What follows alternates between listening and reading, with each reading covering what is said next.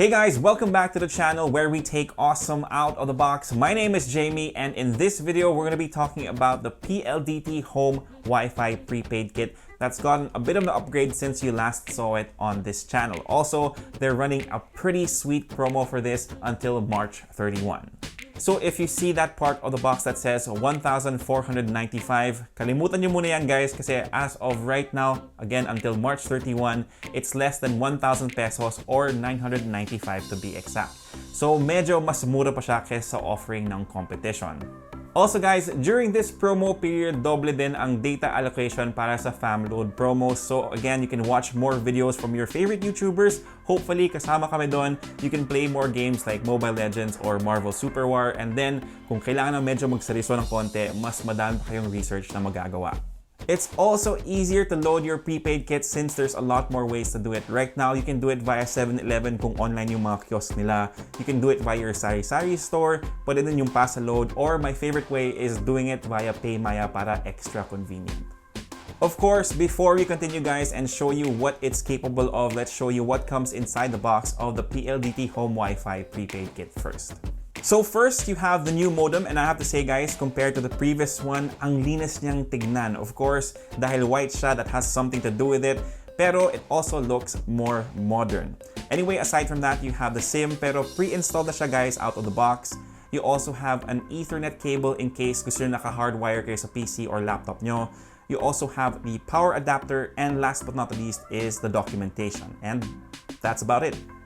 Now, as for setting up the modem guys, it's also super easy. It only takes 4 steps. Step number 1, of course, is plugging it in, and automatically na siyang naka-on guys. Number 2 is you have to connect to the network. Yung SSID and yung password can be found on the bottom of the modem. Step number 3 is going to pldtwifisettings.net. Yung password is also on the bottom of the modem. And step number 4, super important guys, palitan nyo yung password para hindi kayo maagawan ng data allocation ng mga kapitbahay nyo. Now, 2 questions that we kept on getting in the previous video for the PLDT Home Wi-Fi prepaid kit was, how do you keep track of your data allocation? And number 2, paano mag-subscribe sa mga promo? Now, they also made this easier through the MyPLDT Smart app. From here guys, you can check your load, see how much data you have left, and more importantly, you can also convert your load to the promo that you want to subscribe to. So you can get the app via the Google Play Store or the App Store if you're using an iOS device, or para sure na tama yung app na makuha nyo, you can also use the QR code on the bottom of the box. Okay guys, so before we get to the speed test, just a little pro tip, because yes, Smart and PLDT got the speed test award from Ookla, making them the fastest network here in the Philippines. And to be clear, Ookla yung nagsabi nun guys, hindi kami, but it's still best practice to check the signal strength in your area. Now the best way to do that is to buy a prepaid SIM, 30 pesos lang naman siya guys. And again, test out the network inside your house, because kung mahina yung signal, wala tayong magagawa dyan guys until they build a cell site near your house. So yun guys, pro tip, check nyo muna yung signal strength sa area nyo, kasi for us, Smart talaga yung mas malakas, H+ lang yung globe.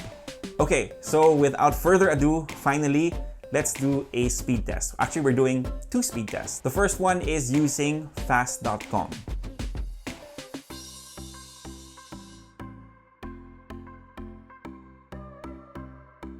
So ayan guys, nakita nyo firsthand, we got 34 Mbps using fast.com. Now,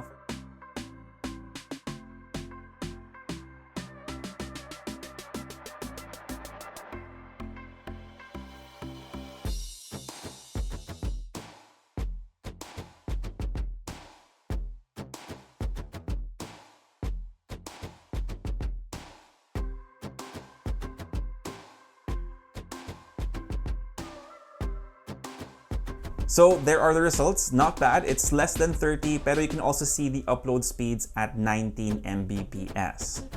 Now, I also uploaded one of our recent videos about the Asus ROG Zephyrus G14 using the PLDT Home Wi-Fi prepaid kit. The file size for that one was about 800 megabytes, and it only took 15 minutes to upload, which isn't bad at all. So there you go guys. Again, test nyo muna kung okay yung signal strength sa area nyo, but you saw the connection through the speed test that we did. Not bad. Now to go over everything once again guys, the new PLDT Home Wi-Fi prepaid kit is priced at 995 pesos until March 31. Now you can buy it via the PLDT Smart Stores or through their website. Available din ang cash on delivery if you order through there, or you can order it on Lazada as well.